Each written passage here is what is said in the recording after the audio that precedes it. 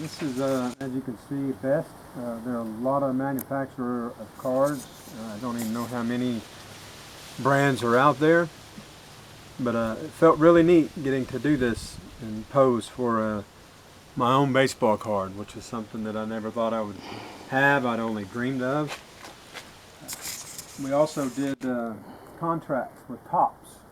Topps had the rights to these cards. I don't know if they were exactly how that worked, but we had I think we could sign the contract, and it was like a $10 check, I believe is what we got.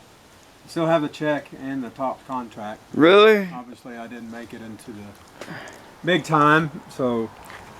That's awesome. You still got that's cool. I think actually you did show me something like that. So I've still got that, but it was really neat getting to be on a card, and as we were talking about in the beginning about what these things can do and the enjoyment you can have. Everything's such a fast-paced world. Exactly. Everything is out in front of you. It's phones can do everything. Social media, you see kids around people's house. You don't ride bikes. When I was growing up, this whole town had bike trails. Doesn't have that now, but cards are something that can make a comeback, and originally who they were intended for.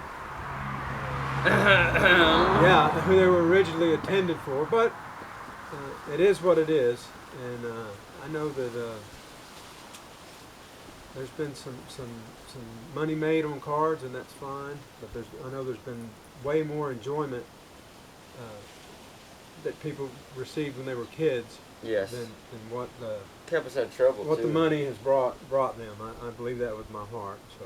And I'll tell you this too. Like, I understand that it's always the older folks that got the Mickey Mantles and the Babe Ruths for obvious reasons. But can we leave the Pokemon cards alone? Seriously, the Yu-Gi-Oh cards. Can we put a box of commons back in front of Walmart or something? I mean, send them to children's hospitals or to local schoolhouses. When a kid cannot get a common, crappy, Judd Bushler 1997 Chicago Bulls role-playing card because y'all have... I'm guilty of it myself. Because we have taken that away. That's a sad state of affairs. We have no business taking something that does not belong to us. And while we can afford the trading cards, we can pay for the trading cards, we can trade the trading cards, there is no substitution for the enjoyment of a kid opening that pack and finding that Michael Jordan card, or finding that John Elway or Dan Marino in our cases. I'm sure now it would be Flops a lot, James there, and Fernando Tatis, and I don't know who these people are. I work too much to watch a guy spit on the ground 4 times and undo his Velcro glove 8 times, but eventually they hit a ball. Yeah. At some point. Yeah. Unless he's pitching, they don't hit nothing. No. Alright, so some rapid fire questions if I can. Go ahead. Alright. Greatest baseball player of all time. Just so we can give the audience something to fuss about. Mickey Mantle. Mickey Mantle, why? Because he's from Texas or Oklahoma? He's from Oklahoma, but he was a switch hitter. He was a 5-tool player. 5 tools. 5 tools is your throwing. You grade it on that. You don't grade it on your speed. You grade it on your power. You grade it on your, I believe it's defense. Anticipation? I'm not exactly sure what all it boils down to, but he's a 5-tool player. To all the greats were. We don't have near the information on some of the old timers like we do now. But if they had the analytics that we have now, I imagine they'd be much better. Mickey Mantle was good from both sides of the plate. He had an arm. He hit for average, RBIs. Under pressure is an important quality. From what I understand, he won a couple World Series. Oh yeah, a few. He just played for the. With my sorry, Yankees. but he played for the wrong. Wrong my team. Yankees. All right. So Mickey Mantle played what? Center field, right field, something like that. Started out center field. Okay, so best shortstop. Now this is a big debate amongst baseball fans because a lot of people would have said A-Rod in this part of the country before he left the Yankees, right? Well, I mean, you got to put, just like anything, you got to put, I mean, I grade on actual ability, not broken $240 million contracts that you stick the Rangers with.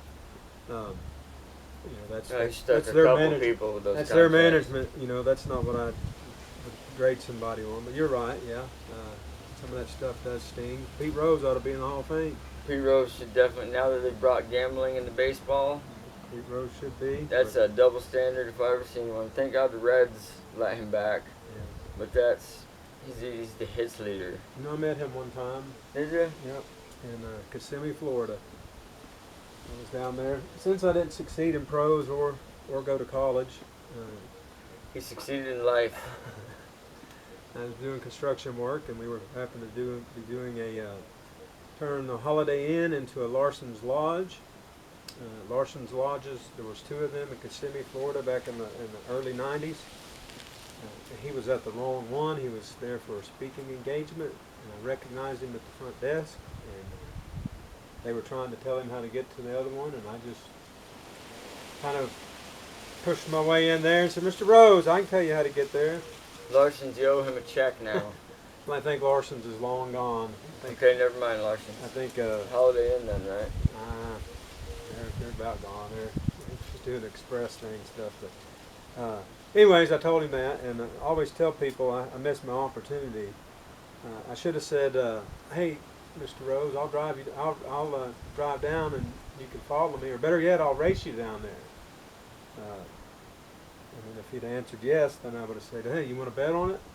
Oh, you know what? The guy bet on his own team too. That's the worst part of it. You know, I can understand if it's some Black Sox thing or something, but you know, okay. Who's the better two-way player, Bo Jackson or Deion Sanders? Bo Jackson. Really? Yeah. Jeter. Whenever you can go, you can catch a ball on the warning track, run up the wall, Run off the wall. throw it all the way back. It's a home, right? First, I believe. He The got runner first. was He already got the runner rounded out at second. first. The runner had already rounded second. Oh, I see. And he had to go back. I And then- gotcha. And then when you can put the pads on, and you'll be playing for he played for the Raiders, right? He played for the Raiders, and he played for the Brian Bosworth, a fellow Oklahomian, or went to OU, which had was, one crazy was man. the man for a while, and definitely in college. And him and Bo had careers that crossed paths one time, and I think it was in Oakland, and Monday Night Football, and Mr. Bo Jackson met Brian Bosworth head on, and Bosworth didn't get the victory there. He went to the ground, and Bo went to the end zone and on out the runway. Oh, that's there. right. Yeah, I remember seeing that. Bo Jackson was to me had much more potential to dominate either one than Deion Sanders did. I like Deion Sanders. He was very exciting to watch, but I feel that if Bo if Bo had not got injured, I think he would have went possibly more full time just to baseball and won a great. Yeah, Herschel Walker's another guy. You know, he was a guidance counselor. My buddy's guidance counselor in Colorado Springs, actually. Yeah, in high school. While he was still playing football or just left football or something. Now, this guy has no business knowing who Herschel Walker is. So it's like him talking, "Hey man, you know what I saw the other day? I saw Dickie Simpkins or something." It's like, yeah, okay, well, I get it. I believe it. Most underrated Hall of Famer of our generation. I know I'm a little younger than you, but I'm familiar with Fran Tarkenton and all them boys from back then. But any league. Underrated in any league? Hall of Famer though. He got his dues. Doesn't matter when, but You know, off the top of my head, Chris, I can't really come up with anybody on that. I know there's No, I'm not going to say that. There might be some overrated that made it. No, you made it. You made it. I don't know. I can't think of anything. Anybody off the top of my head on that. I said What Larry about Bird. yourself? Larry Bird. You think he's the most underrated? Yeah, I think a lot of people. Forgive me again for this. I don't mean anything personal about it, but that was a bad man. When Michael Jordan says you're a bad man, he's a white boy. Had now in sports that Steve Nash didn't get a lot of credit. He deserved either. Steve Nash was two in a row, 2-time MVP. Yeah. Dirk Nowitzki, but you know. Well, again with Larry Bird, I don't know. A lot of people know about his back injury and how much pain he played with before it was ever even announced that he had a back injury. And, that cut his career short. And, so did Magic Johnson's involvement with him too. He got sick and he just. I watched that thing about them too, how competitive they were. They would get up in the morning and look in the paper to. You'd asked me earlier something about the comparing this generation or the sports from a while back to now. Yeah, where does the state of today's sports compared with, because, for example, back in the 90s we had hand checking and stuff in basketball. Yeah. And people are like, no, LeBron's way better. No, he's not. Well, I think that there's been a lot. There's a lot more. Again, this is media driven. Of course. I believe that,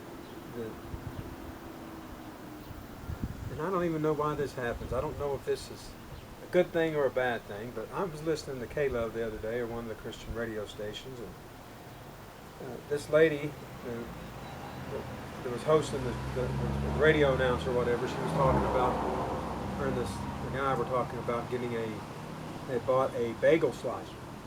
Ever heard of a bagel slicer? I mean, I can imagine, Okay. I guess, but no, not really. In the comments that they made, that it was so geared towards safety that they could not slice the bagel. And I thought, well, I think that's kind of how we've kind of gone. Yeah, you don't want to. Nobody wants to get hurt, But any sport, there's a risk involved in it, and that athlete is willing to take it. And I feel like that has maybe softened our game up some. Some stuff has been necessary, but yeah, like the helmets. The helmet to helmet. Yeah, the football. That but Junior Seau was an unfortunate byproduct of something we needed to know. Yes, that was definitely a good move there. Now, baseball, second base, no taking out the runner at second. I don't agree with that. I mean, that's always been part of the game. You're trying to. Yeah, you don't go in Ty Cobb, feet first and up into the face. Tom Brady style. But that is kind of taken away. Some of the stuff. Buster Posey, I'm sorry. I know you got your ankle broke, and that was a horrible incident. But that home plate play has always been part of baseball. Yeah, I watched Pudge there. Yeah. He's on the receiving end of many of them highlights, and I believe he's always come up with that ball in his hand too. And Pete Rose put a young man or man out of a mission for a while during an All-Star game. Pete wanted to win.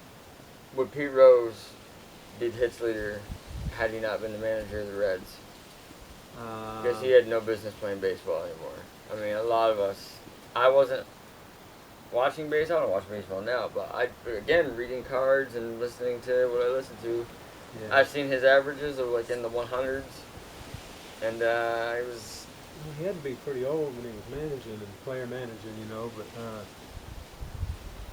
He wanted I wouldn't want to face him. He wanted a hits title.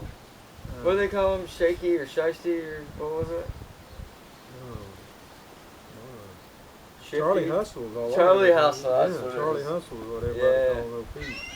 All right. LeBron or Jordan? Jordan. Why? Because of his ability to just completely take over. I feel in my mind, and I have this argument quite a bit with my son, who is an avid NBA fan. Who knows every He doesn't know. player, He doesn't know. all this stuff. But I'm kidding. and again, it may be an era thing, but Of course I it grew is. up watching him, and he wasn't a nice person all the time, but his More than you didn't know. his desire to win and to put himself through and bring his teammates up, whatever it took, to get his teammates fired up and ready to go at it. And it just seemed like he had a little more drive than LeBron. I think LeBron is more of a He's a facilitator. Yeah, he's also Yeah. more of a physical specimen, size-wise. A couple inches taller and like 20, 30 pounds heavier. That's true. He could do all the things. But Jordan played against Camp and Ewing and all them, and they didn't.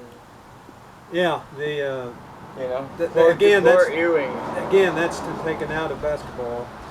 You've got these flagrant 1, flagrant 2s on just a hard common foul that probably wouldn't even get a look back in Jordan's time. Yeah, but then you had guys running up into the stands and punching people in the face and stuff.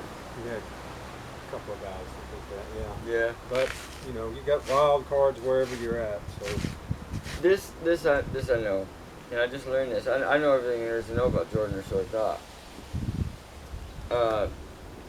Mike Greeny there, he says, he's like, interesting stat, and I just learned this for myself. In 6 championship seasons, Michael Jordan only missed 6 games, including the playoffs and finals. To put that into perspective, there's 60 minutes in an hour. And one day, a person on average works 8 to 12 hours, or 8 to 10 hours, and they take an hour for lunch, so 7 hours, we'll say 6.5 because you get lazy.